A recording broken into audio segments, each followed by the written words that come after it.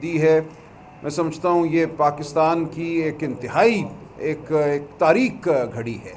आज एक ऐसा फ़ैसला आया है हमारे सुप्रीम कोर्ट की जानिब से जो एक दावत गुनाह है, जो ये कह रहा है कि जाओ लूटो लोगों के ज़मीरों को, हमें एक आइनी तरमीम दरकार है अपने आप को तवालत देने के लिए। तो इस वक्त हम ये देख रहे हैं कि हमारे ख़िलाफ़ हर रियासती इदारा जो है वो खड़ा है, लेकिन ये हमारे ख़िलाफ़ नहीं खड़ा, ये पाकिस्तान की आवाम के ख़िलाफ़ खड़ा है, ये पाकिस्तान में शराफत के ख़िलाफ़ खड़ा है।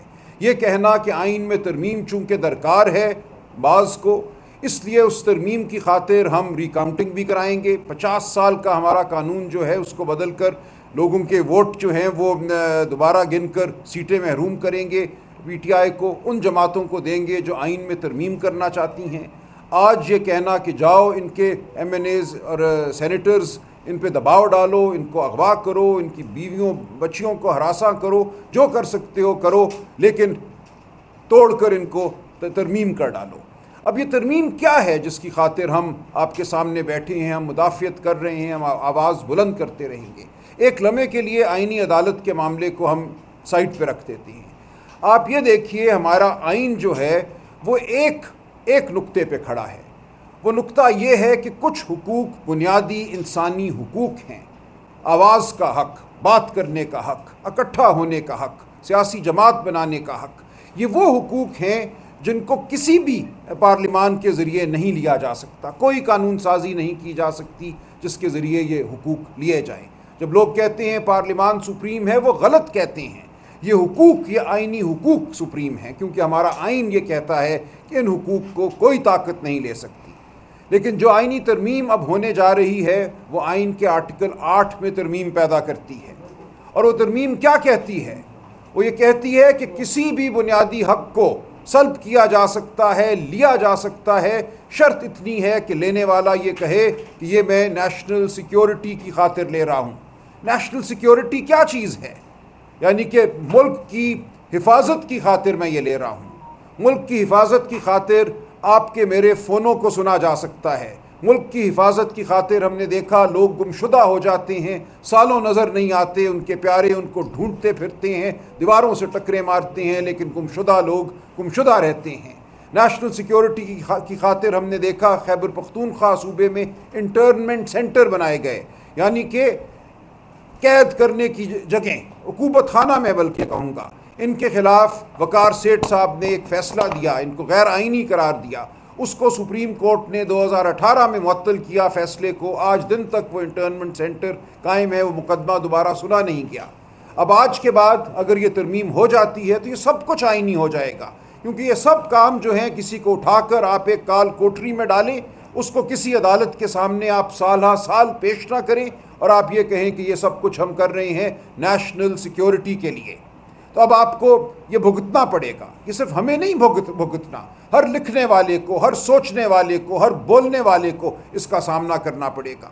हर उस शख्स को, वो बलोच हो, वो पख्तून हो, वो सिंधी हो, वो पंजाबी हो, वो कश्मीरी हो, वो गिलगित बल्तिस्तान से हो, जो अपना हक मांगेगा, उस हक की पादाश में उसको अब ये सब कुछ झीलना पड़ेगा। साथ ही ये कहा जा रहा है कि आइन का जो आर्टिकल 199 है, जिसके तहत हाई कोर्ट रिटें जारी करती है, हाई कोर्ट जाते हैं, पिटिशन करती है, आइनी एक दरखास्त हम दायर करते हैं और कहते हैं मेरा ये हक बचाओ, मेरे प्यारे को उठा लिया गया, या ये हम कहते हैं कि हमारे फ़ोन टैप हो रहे हैं। हाई कोर्ट फैसले देती हैं, हाई कोर्ट ऑर्डर देती हैं, वो हमें तहफ़्फ़ुज़ भी देती हैं, वो हमें एक हतमी जो रिलीफ है वो भी देते हैं।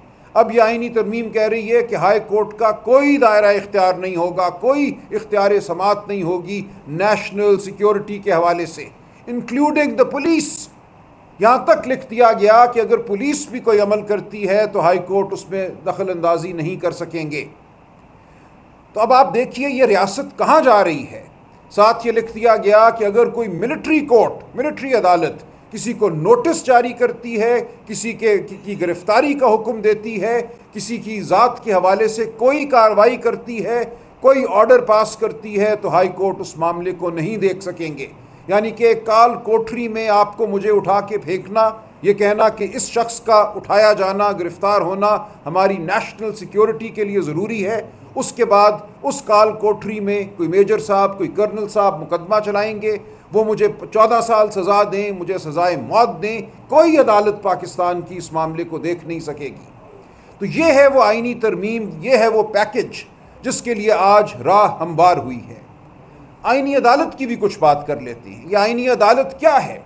आईनी अदालत ये है कि आज के वज़ीर आज़म को, जिनको हम नहीं मानते, हम कहते हैं ये फॉर्म 47 के वज़ीर आज़म है, और आपको मुझे बताने की ज़रूरत नहीं है, आप सब लोग जानते हैं कि 8 और 9 फरवरी की रात क्या हुआ। उस वज़ीर आज़म की ईमा से एक फ़र्द वाहिद की सवाबदीद की बुनियाद पर एक चीफ़ जस्टिस लगाया जाएगा इस नई अदालत का। इस नई अदालत में रिटायरमेंट की उम्र 68 साल रखी जा रही है। बिल्कुल नज़र आता है कि मंसूबा क्या है, किसको ये चीफ़ जस्टिस लगाना चाहते हैं, लेकिन किसी को भी लगाएं, वो एक फ़र्द वाहिद की सवाबदीद पर एक शख्स होगा जिसको आप आईनी अदालत का चीफ़ जस्टिस मुकर्रर करेंगे, और फिर वो शख्स बाकी तमाम जो जज हैं उनका तकर्रुर करेगा। तो बिल्कुल एक कठपुतली अदालत, एक ऐसी अदालत जो ताबेदार होगी, ये कायम की जा रही है। और इस अदालत को तमाम वो इख्तियारात दिए जा रहे हैं आईनी जो इस वक्त सुप्रीम कोर्ट ऑफ पाकिस्तान को हासिल हैं।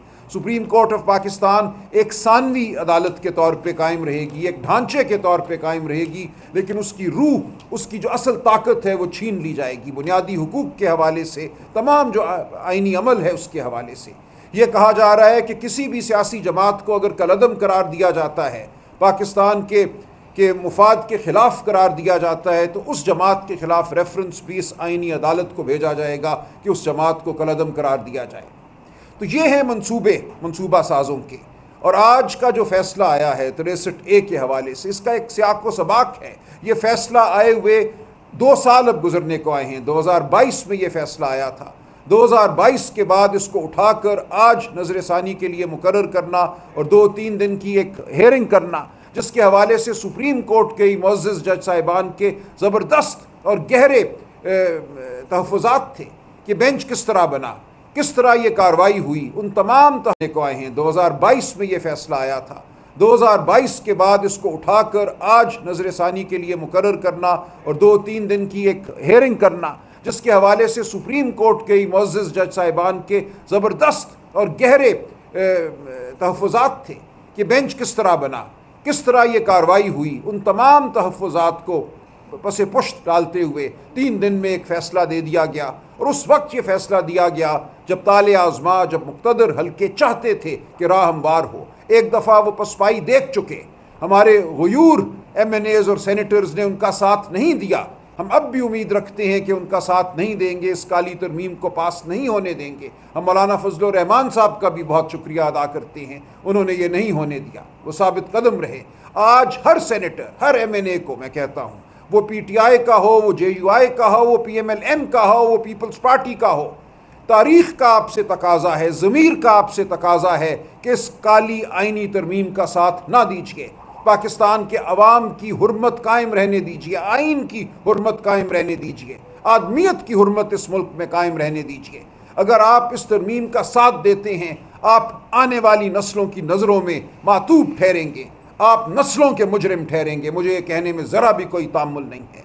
ये एक जुर्म है जो होने जा रहा है इंसानियत के ख़िलाफ़, पाकिस्तान के ख़िलाफ़, पाकिस्तान के आइन के ख़िलाफ़। इस जुर्म का हिस्सा ना बनिए, इस जुर्म को रोकिए। मैं आप सबसे अपील करता हूँ जो मीडिया के दोस्त हैं, और आपके ज़रिए पूरे पाकिस्तान से अपील करता हूँ कि अब निकलो। अब नहीं निकलोगे तो कब निकलोगे? ये वो लम्हा है जो हमारी ज़िंदगियों में आया है, हमारी तमाम ज़िंदगी में समझता हूँ चलते चलते इस लम्हे आकर आज रुक गई है।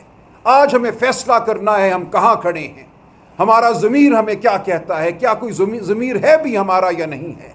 हमने आज तक जो कुछ ज़िंदगी से खट पाया, हमारा इल्म, हमारी दानिश, हमारी फ़िक्र, वो आज हमें कहाँ लाकर खड़ा करती है। हम किस तरफ खड़े होंगे, तारीकी की जानिब खड़े होंगे या रोशनी की जानिब खड़े होंगे, फ़र्क बिल्कुल वाज़ेह है, इसमें कोई आज इबाम नहीं है। आज वो लोग हैं जो अपनी किसी छोटी छोटी मनफियत की खातिर पाकिस्तान के आइन को पामाल करना चाहते हैं। हुकूमत, वज़ारत उज़्मा, ये क्या चीज़ें हैं? ये कुछ भी नहीं है। तारीख़ के अमल में ये एक हाशिया भी नहीं होगा, बदनुमा हाशिया भी नहीं होगा इन लोगों की हुकूमत, लेकिन अपनी हुकूमत को तूल देने के लिए, अपनी जजी को तूल देने के लिए ये कुछ भी करने को तैयार हैं। आप इनको बताइए, गरेबान थामिए इन लोगों का, रोकिए इनको ये जुर्म करने से। हम आपके साथ हैं, हम आगे आपके साथ बढ़ेंगे, हम चलेंगे, आप हमारे साथ चलिए। बहुत शुक्रिया।